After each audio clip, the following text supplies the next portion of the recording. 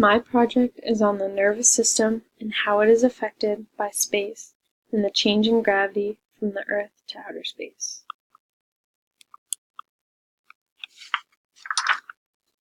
The nervous system consists of two main categories, the central nervous system and the peripheral nervous system.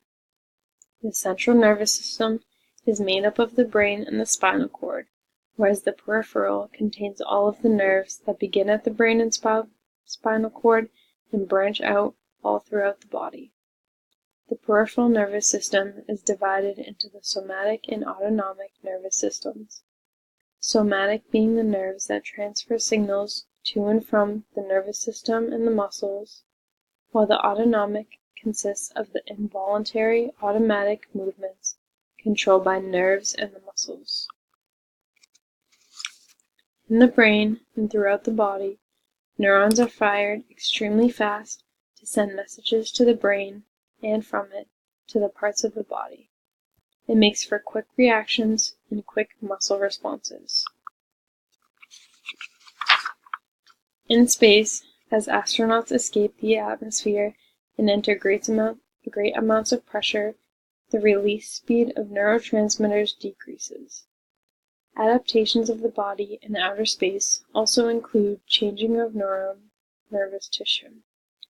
This can result in impaired reflexes and motor functions for astronauts.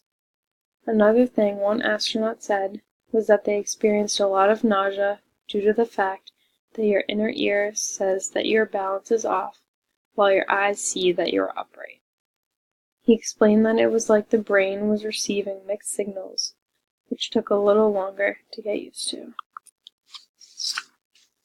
After a lot of study of astronauts that went into space for long periods of time, researchers found that their brains were shifted upward in their skulls, and the cerebrospinal fluid, which fills the spaces in the top of the brain, decreased as the pathways became more narrow, as you can see from the left picture.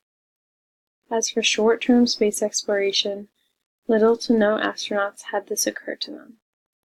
Another thing that was affected was the groove that separated their parietal and frontal lobes.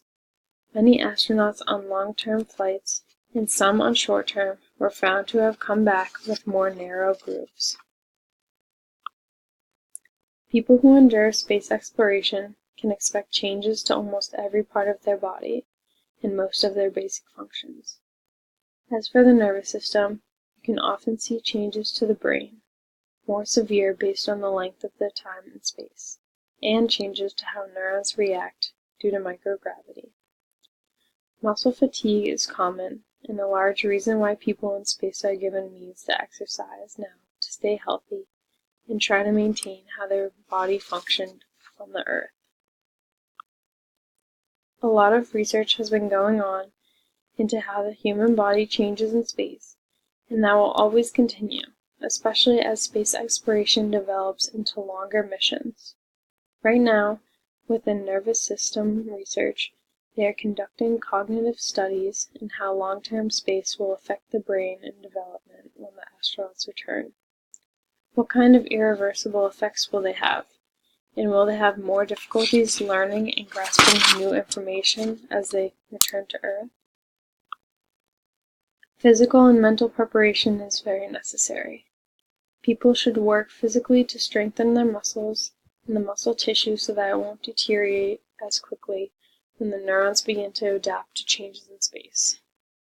Preparing the brain for space exploration is tricky because the changes it makes can't be prevented, but you can continue mental exercises before or in space to maintain a healthy, cognitive mind. The amount of time it takes for people to return to normality with their body from outer space depends on how long they were in space. A lot of astronauts agree that a few weeks in space means you will feel normal in a couple of days, whereas months in space will take a couple weeks to feel normal. This gives the body time to adjust back to being on Earth with gravity and give the neurons a chance to learn how to function with it again. Being able to exercise and use quick muscle movements again takes some time as well, and work as your brain goes back to its normal state. Studies are now searching to find whether long-term space flights will cause major cognitive problems, and how difficult it will be to get back to normal, or if we will be able to get back to normal at all.